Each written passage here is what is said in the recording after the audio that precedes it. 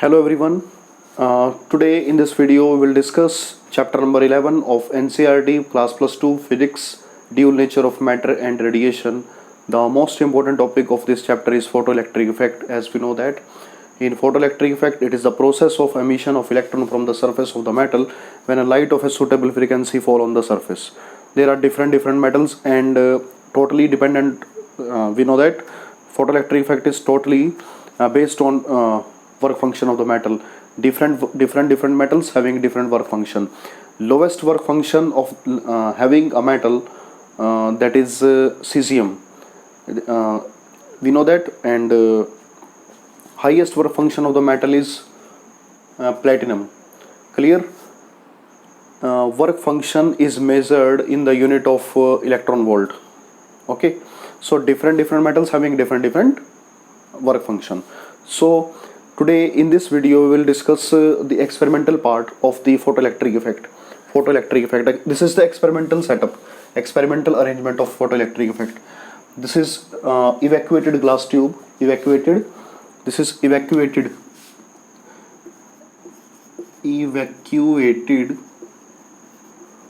glass tube or quartz tube. Evacuated glass tube having two electrodes. इसमें दो electrodes हैं, cathode and anode. एक यहाँ पे वोल्टमीटर लगा हुआ है, एक माइक्रो एमीटर है. कैथोड पे मोनोक्रोमेटिक का मतलब जिस मोनोक्रोमेटिक का मतलब सिंगल वेवलेंथ, यानी कि एक ही कलर की लाइट को फॉल किया जाएगा. ये नहीं है कि व्हाइट लाइट को हम यूज कर रहे हैं. यहाँ पे पॉलीक्रोमेटिक लाइट यूज नहीं कर रहे हैं. पॉली मतलब एक से ज्यादा वेवलेंथ वाली लाइट. हम यहाँ मोनोक्रोमेटिक लाइट यूज कर रहे हैं जिसकी वेवलेंथ फिक्स होगी, एक वेवलेंथ होगी. जैसे रेड कलर की अपनी वेवलेंथ है, ब्लू कलर की अपनी है, ग्रीन कलर की अपनी है. तो एक्स रेज भी हो सकती है, गामा रेज भी हो सकती हैं, और इलेक्ट्रोमैग्नेटिक वेव में से कुछ मर्जी हो सकता है. ठीक है ना. इलेक्ट्रोमैग्नेटिक में माइक्रोवेव भी हो सकती है, इंफ्रारेड भी हो सकती है, रेडियो वेव नहीं यूज़ करेंगे क्योंकि उसकी बहुत ही ज़्यादा वेवलेंथ है. ठीक है. बट यहाँ पर माइक्रोवेव यूज़ कर सकते हैं, एक्स रेज यूज़ कर सकते हैं, इंफ्रारेड वेव्स यूज़ करते हैं, विजिबल लाइट भी यूज़ कर सकते हैं. But visible light means VIBGYOR, violet, indigo, जो 7 कलर्स होते हैं विबग्योर, उसको वो विजिबल स्पेक्ट्रम है. वो विजिबल में 7 कलर्स आएंगे और अलग अलग कलर आएंगे और हर कलर की अपनी फिक्स वेवलेंथ है. तो यहाँ पर सोर्स यूज़ किया गया है कि यहाँ से विंडो है, क्वार्ट्ज की विंडो, यहाँ से लाइट फॉल की जाएगी. कैथोड है, एनोड है. कैथोड एक फोटो सेंसिटिव मटेरियल है. जब यहाँ से लाइट फॉल करेंगे तो इलेक्ट्रॉन निकलना शुरू करेंगे. लाइट फोटो, हमने बोला photo electric effect. Photo means light, electron का एमिशन होगा. लाइट देने से इलेक्ट्रॉन एमिट होंगे, इलेक्ट्रॉन निकलेंगे. कैथोड है, एनोड है, वोल्टमीटर है, माइक्रोमीटर है. ये पोटेंशियल डिफरेंस को मेजर करेगा, ये करंट को मेजर करेगा. और ये रियोस्टेट है, ये बैटरी लगी है यहाँ पे, इसको बोलते हैं हाई टेंशन बैटरी. बड़ी बैटरी है क्योंकि हम यहाँ पर वोल्टेज को वेरी करेंगे. ठीक है ना. इसको बोलते हैं एक्सिलरेटिंग वोल्टेज. एक्सिलेट किसको कराएगा? ये इलेक्ट्रॉन को कराएगा कैथोड और एनोड के बीच में. एनोड पे पॉजिटिव चार्ज है, कैथोड पे नेगेटिव है. ये की है. इसमें एक बात याद रखनी है, जो करंट बनेगा वो बहुत ही कम करंट बनेगा. ठीक है. वो कौन मेजर कर सकता है? Micro ammeter. तो यहाँ से लाइट आएगी, फोटोसेंसिटिव मटेरियल है तो लाइट अब्जॉर्ब करके इलेक्ट्रॉन निकलना बाहर शुरू कर देंगे. और इलेक्ट्रॉन जैसे ही नेगेटिव चार्ज हैं तो सारे के सारे इलेक्ट्रॉन पॉजिटिव की तरफ अट्रैक्ट होंगे एंड बैटरी के एनोड की तरफ. तो जैसे इलेक्ट्रॉन मूव करेगा तो करंट बनेगा. तो उस करंट, फोटो इलेक्ट्रॉन्स की वजह से जो करंट बना है वो फोटो इलेक्ट्रिक करंट है. ठीक है. अब जो फर्स्ट मतलब इसमें जो इफेक्ट्स एक्सपेरिमेंटल सेटअप में कौन से ऐसे पैरामीटर्स थे किनको हम सेम रखेंगे, किनको हम चेंज करेंगे. जैसे effect of intensity on photo electric current. हम क्या कर रहे हैं यहाँ पर, यहाँ से लाइट जो है उसकी अपनी इंटेंसिटी है, उसकी अपनी फ्रीक्वेंसी है, उसकी अपनी वेवलेंथ है. ठीक है. ये तो कैरेक्टरिस्टिक्स होगी लाइट की, वेव की. ठीक है. तो यहाँ पर effect of intensity on photo electric current पर क्या इफेक्ट पड़ेगा कि अगर इंटेंसिटी को कम करें या ज़्यादा करें. हम जानते हैं इंटेंसिटी का फॉर्मूला है energy per unit time per unit area. ठीक है. तो हम यहाँ एनर्जी कौन सी दे रहे हैं? फोटॉन्स दे रहे हैं. ठीक है ना. फोटॉन्स मतलब number of particles per unit time per unit area. ठीक है। एनर्जी यहाँ पर क्या है, photon, intensity means energy per unit area per unit time, ठीक है ना। तो यहाँ पर number of electrons per unit time per unit area पे फॉल होंगे, वो इंटेंसिटी है, ठीक है ना। तो जितने ज़्यादा फोटोन आएंगे उतने ज़्यादा इलेक्ट्रॉन निकलेंगे। तो यहाँ पर अगर मैं ग्राफ बनाऊँ इंटेंसिटी ऑफ लाइट और फोटो इलेक्ट्रिक करंट के बीच में, ठीक है ना, फोटो इलेक्ट्रिक करंट बन रहा है, फोटोन मतलब लाइट की वजह से जो इलेक्ट्रॉन निकले हैं वो करंट मूव कर रहा है एक्सटर्नल सर्किट के अंदर, और वो सर्किट में जो करंट है उसको बोलते हैं फोटो इलेक्ट्रिक करंट, ठीक है। तो फोटो इलेक्ट्रिक करंट और इंटेंसिटी ऑफ लाइट में जो रिलेशन है, जितनी ज़्यादा इंटेंसिटी होगी लाइट की उतने ज़्यादा फोटोन इस पे फॉल होंगे, और हर फोटोन इलेक्ट्रॉन को निकालने में हेल्प करेगा। जितने ज़्यादा number of photon per unit area per unit time, जितने ज़्यादा फोटोन इस पर फॉल होंगे उतने ज़्यादा इलेक्ट्रॉन निकलेंगे, और उतने ज़्यादा इलेक्ट्रॉन यहाँ पर पहुँचेंगे नोड पर, तो करंट बनाएंगे सर्किट के अंदर। तो इंटेंसिटी बढ़ाने से नंबर ऑफ फोटोन्स बढ़ रहे हैं तो नंबर ऑफ फोटो इलेक्ट्रॉन्स भी बढ़ेंगे, ये फोटो इलेक्ट्रॉन्स कह सकते हैं आप, ठीक है। तो डायरेक्टली प्रोपोर्शनल रिलेशन है, इसको मैं स्मॉल आई से लिखूंगा, small I is directly proportional to capital I. और ये कौन सा है, करंट है, और ये प्रोपोर्शनलिटी का साइन है, ये इंटेंसिटी है, कैपिटल आई यहाँ पर क्या है, इंटेंसिटी बढ़ेगी तो करंट बढ़ेगा। तो रिलेशन डायरेक्टली प्रोपोर्शनल है, तो ग्राफ कैसा आएगा, स्ट्रेट लाइन ग्राफ, ठीक है। दूसरा ये फर्स्ट मतलब कह सकते हो कि कौन सा पैरामीटर चेंज किया हमने। हाँ, एक बात याद रखेंगे, यहाँ पर करंट और इंटेंसिटी के बीच में जो ग्राफ है, तो इसका मतलब यहाँ से जो लाइट आ रही है उसकी जो फ्रीक्वेंसी है वो सेम है, उसकी जो हमने फ्रीक्वेंसी रखी है वो क्या रखी है, सेम रखी है, उसमें कोई चेंज नहीं किया हमने, ठीक है। और बाहर से पोटेंशियल में भी कोई चेंज नहीं किया, एज इट इज। बाहर से एनोड पे भी पोटेंशियल वही, एनोड और कैथोड के बीच का जो पोटेंशियल डिफरेंस है उसको भी कांस्टेंट रखा है, फ्रीक्वेंसी को भी कांस्टेंट रखा है, पर सिर्फ करंट और इंटेंसिटी के बीच में जो ग्राफ बनाया है वो ऐसा आएगा, ठीक है। दूसरी बात, जो इफेक्ट है पोटेंशियल का करंट के ऊपर क्या इफेक्ट होगा, ये पोटेंशियल कौन सा है, एनोड वाला पोटेंशियल, पॉजिटिव पोटेंशियल। तो मैं आपको ये कह रहा हूँ कि अगर पॉजिटिव पोटेंशियल होगा तो सारे इलेक्ट्रॉन पहुंचेंगे तो करंट बढ़ेगा, इलेक्ट्रॉन जितने पहुंचते हैं नोड पर सर्किट के अंदर करंट फ्लो होना शुरू हो जाएगा, और इस तरह से ग्राफ आएगा ऐसे। और ये ग्राफ पीछे से अगर हम ऐसे, मैं ये बताऊंगा आपको ये है क्या, हुआ क्या, इसमें हमने क्या किया है, एनोड पोटेंशियल, ये वाला जो पॉजिटिव पोटेंशियल है ये पॉजिटिव वैल्यू है, और यहाँ से नेगेटिव है, ये 0 है। तो इंटेंसिटी जब I1 थी, फर्स्ट इंटेंसिटी I1 थी, इसमें ना हमने इंटेंसिटी को फिक्स कर दिया एक बार, कि हमने इंटेंसिटी को ले लिया कि हम इतनी इंटेंसिटी की लाइट फॉल कर रहे हैं, ठीक है। और उस इंटेंसिटी को मैंने बोला I1 इंटेंसिटी यूज़ की है हमने यहाँ पर। I1 इंटेंसिटी की जब लाइट यहाँ से आ रही थी तो पोटेंशियल और करंट के बीच का जो ग्राफ था वो ये ऐसा था, जैसे इंक्रीज करने से तो इंक्रीज हुआ, बट कुछ एक पर्टिकुलर वैल्यू होने के बाद यहाँ से देख सकते हो थोड़ा बढ़ रहा है, फिर वो कांस्टेंट हो गया। यहाँ से ये कांस्टेंट अगर हो चुका है तो एनोड पोटेंशियल बढ़ाने से कोई फर्क नहीं पड़ रहा, इसका मतलब नंबर ऑफ फोटो इलेक्ट्रॉन्स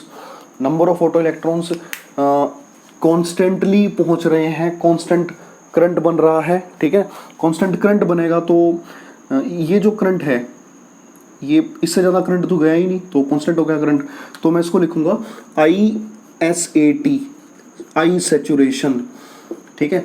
एक ऐसा पोटेंशियल, एनोड पोटेंशियल जिस पे करंट की वैल्यू मैक्सिमम हो गई है और वो कांस्टेंट है, उसके बाद कोई चेंज नहीं हो रहा, मैक्सिमम होने के बाद वो कॉन्स्टेंटली चल रहा है एनोड पोटेंशियल के चेंज होने के साथ साथ।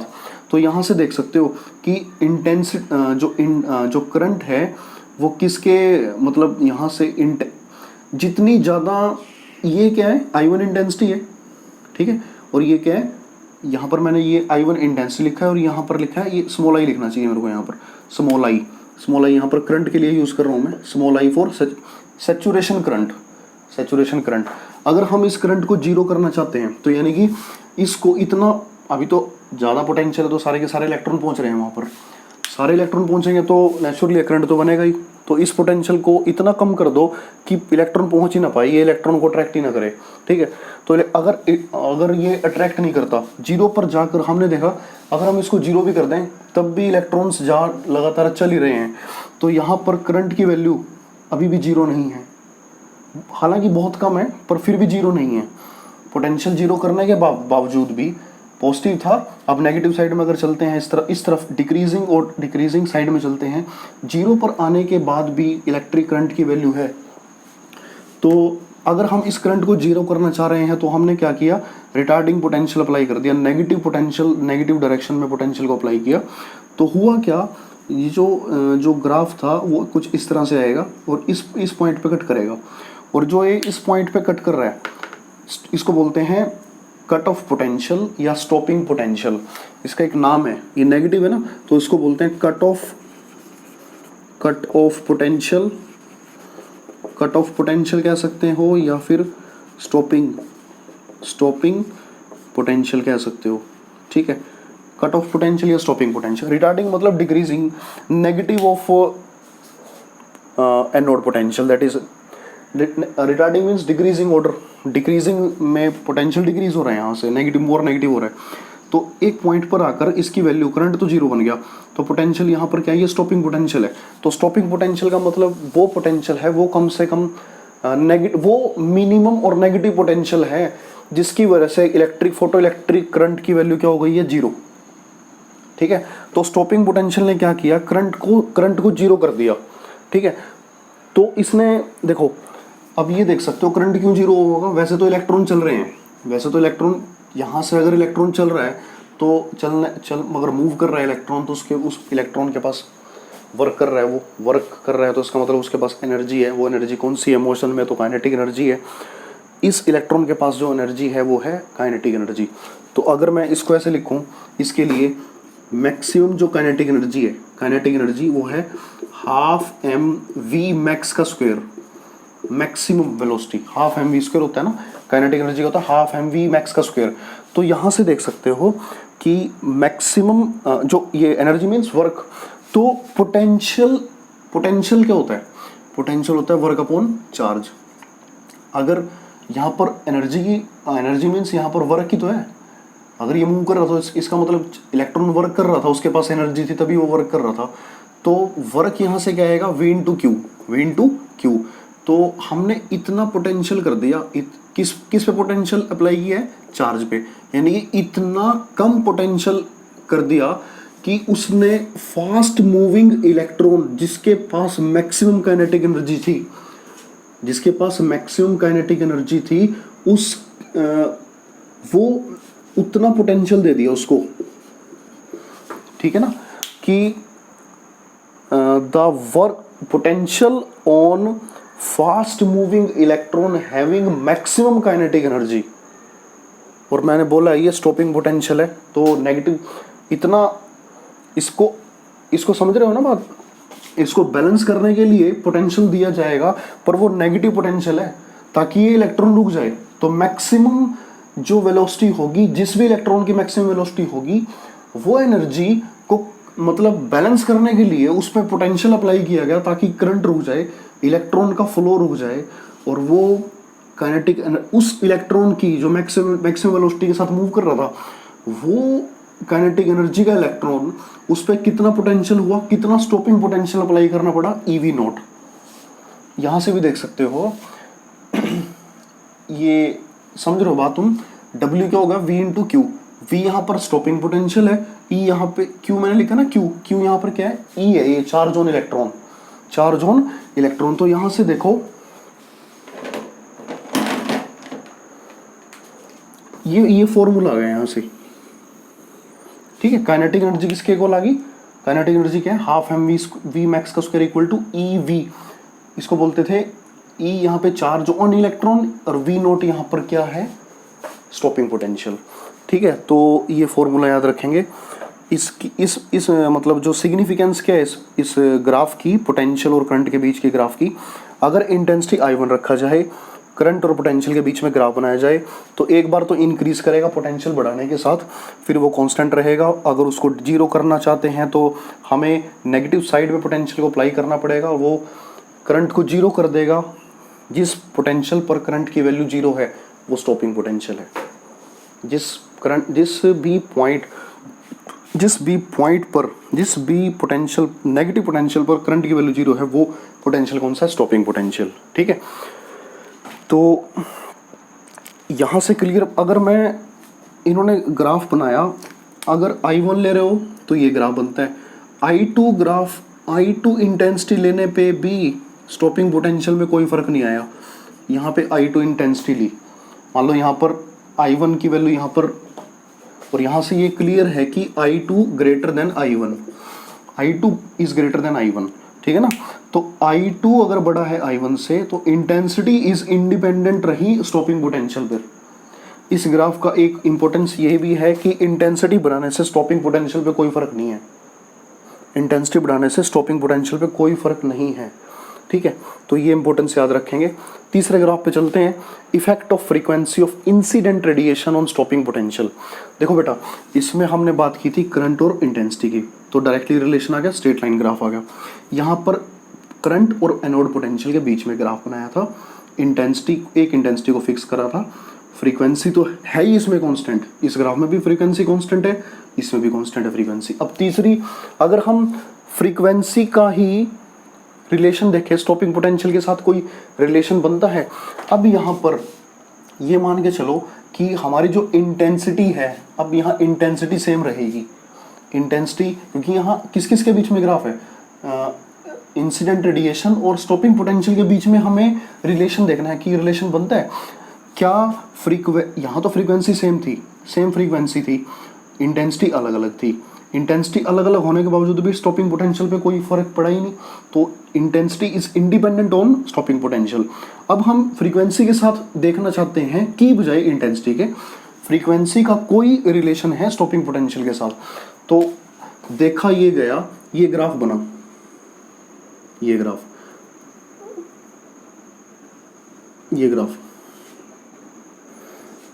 और यहाँ पर इंटेंसिटी देखो बेटा, यहाँ पर मैक्सिमम करंट है, ये आई सैचुरेशन करंट कहना चाहिए हमें इसको। यहाँ पर करंट की वैल्यू भी क्या रही, सेम ही है, सैचुरेशन करंट क्या रहा, ये। ठीक है, तो इसको फिर दोबारा हमने मतलब नेगेटिव साइड रिटार्डिंग पोटेंशियल की वजह से करंट को जीरो कर दिया। और यहाँ पर जो ये पोटेंशियल आया है इसको बोल दिया मैंने V01। ठीक है, और यहाँ पर करंट और इंटेंसिटी की वैल्यू यही है। ठीक है ना, यहाँ पर इंटेंसिटी को हमने क्या रखा है, सेम रखा है इंटेंसिटी को, जबकि फ्रीक्वेंसी को वेरी करेंगे यहाँ पर। तो अगर यहाँ पर ये देखा गया, अगर इस ग्राफ के लिए इंटेंसिटी को हमने, इसको मैंने अगर ν1 रखा, अगर इस देखो बेटा, इस ग्राफ के लिए ना अगर फ्रीक्वेंसी ν1 थी, इन दोनों में फ्रीक्वेंसी तो दोनों में सेम है। इस तीसरे ग्राफ में फ्रीक्वेंसी को चेंज करना पड़ेगा, इंटेंसिटी पे कोई फर्क नहीं है, इंटेंसिटी तो हमने एक ही रखनी है। यहाँ इंटेंसिटी I1 I2 थी, यहाँ एक इंटेंसिटी लेनी है, यहाँ इंटेंसिटी क्या लेनी है, एक इंटेंसिटी। ठीक है, तो ये देख सकते हो कि अगर I इंटेंसिटी रखी तो फ्रीक्वेंसी हमने ν1 रखी। इंटेंसिटी पहले भी सेम थी, अब दोबारा फिर मतलब रीडिंग ली गई, रिपीट किया गया एक्सपेरिमेंट सेम इंटेंसिटी पे, पर रेडिएशन इंटेंसिटी यहाँ पर पोटेंशियल की वैल्यू बढ़ गई V02, यहाँ V01 है और यहाँ V02 है। बेटा ये नेगेटिव है ना, नेगेटिव साइड में, और यहाँ पर फ्रीक्वेंसी क्या रखी, ν2। यहाँ फ्रीक्वेंसी ν1 है, यहाँ ν2 है। यहाँ स्टॉपिंग पोटेंशियल -V01 है और यहाँ स्टॉपिंग पोटेंशियल कितना है, -V02। तो यहाँ देख सकते हो फ्रीक्वेंसी, मेरे को लिखना चाहिए यहाँ पे, यहाँ पर ν2, इसको लिखना चाहिए, ये ν2 इज ग्रेटर देन ν1। ये वाली जो फ्रीक्वेंसी है, ये वाली इस ग्राफ की फ्रीक्वेंसी इस वाले ग्राफ से ज़्यादा है, तो पहले तो नेचुरली है, तो देख सकते हो यहाँ कम नेगेटिव है, यहाँ मोर नेगेटिव है। तो यहाँ से देख सकते हो कि फ्रीक्वेंसी और पोटेंशियल के बीच में डायरेक्ट रिलेशन है। अगर फ्रीक्वेंसी बढ़ाते हो ना तो स्टॉपिंग पोटेंशियल मोर नेगेटिव चला जाता है, मोर नेगेटिव, ज़्यादा इस तरफ शिफ्ट हो जाता है। अगर ν3 लोगे, इंटेंसिटी तो यहाँ पर कितनी रखी है, इंटेंसिटी तो आपने क्या रखी है, आई रखी है, इंटेंसिटी क्या रखी है, आई। आई मतलब बेटा यहाँ पर ना आई स्मॉल आई है ये सैचुरेशन करंट के लिए, और ये आई यहाँ पर क्या है, मैक्सिम मतलब सेम रखी है इंटेंसिटी, आई सेम इंटेंसिटी, आई यहाँ पर क्या थी, सेम थी। तो फ्रीक्वेंसी ν1 ν2 बढ़ा है, ν1 से तो स्टॉपिंग पोटेंशियल बढ़ रहा है। इसका मतलब इस ग्राफ से हमें एक चीज़ पता लगी कि हम पोटेंशियल और इंसिडेंट जो ये पोटेंशियल कौन सा है, स्टॉपिंग पोटेंशियल, ये पोटेंशियल कौन सा है, स्टॉपिंग पोटेंशियल। स्टॉपिंग पोटेंशियल और फ्रीक्वेंसी के बीच में भी ग्राफ प्लॉट कर सकते हैं, बना सकते हैं, और यहाँ से पता लग रहा है कि फ्रीक्वेंसी बढ़ने से स्टॉपिंग पोटेंशियल की वैल्यू बढ़ रही है। तो अगर मैं बनाऊँ, हमने इसमें ये पढ़ा है इसमें जो सारे का सारा रोल है वो किसका रोल है, मैंने एक वर्ड यूज़ किया था, when incident light is falling on the surface of the metal having a suitable frequency. Suitable frequency का मतलब वहाँ थ्रेशोल्ड फ्रीक्वेंसी है, यानी कि मिनिमम फ्रीक्वेंसी, कम से कम वो फ्रीक्वेंसी जिस फ्रीक्वेंसी पर इलेक्ट्रॉन का एमिशन शुरू होता है, below that frequency emission of electron will not take place. ठीक है, अगर एमिशन ही नहीं होगा तो फोटो इलेक्ट्रॉन्स बनेंगे नहीं, तो करंट कहाँ से आएगा, एक्सपेरिमेंट कर ही नहीं सकते आप। तो कोई भी मेटल सरफेस पे जब लाइट फॉल की जाती है तभी इलेक्ट्रॉन निकलता है जब उसकी सूटेबल फ्रीक्वेंसी, मतलब जो उसको बोलते हैं थ्रेशोल्ड फ्रीक्वेंसी, ठीक है ना, threshold frequency, the minimum frequency which is required to remove the electron from the surface of the metal. कम से कम वो फ्रीक्वेंसी जो इलेक्ट्रॉन को निकालने के लिए हेल्प करेगी, वो फ्रीक्वेंसी कौन सी है, new, that is threshold frequency. ठीक है, तो अगर ये हम जानते हैं कि पोटेंशियल और फ्रीक्वेंसी के बीच में जो ग्राफ आता है वो डायरेक्टली रिलेशन है, इन दोनों के बीच में कैसा रिलेशन है, स्टॉपिंग पोटेंशियल और फ्रीक्वेंसी के बीच में रिलेशन कैसा है, डायरेक्टली रिलेशन है।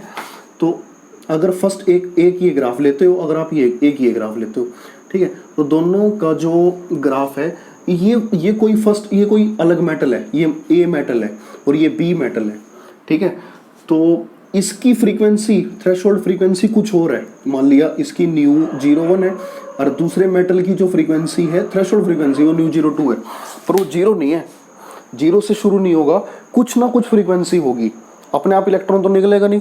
तो समझ रहे हो ना बात, यहाँ पर ν01 है, ν02 है, अलग फ्रीक्वेंसी ए की बी की अलग अलग है, अलग अलग मेटल्स के लिए।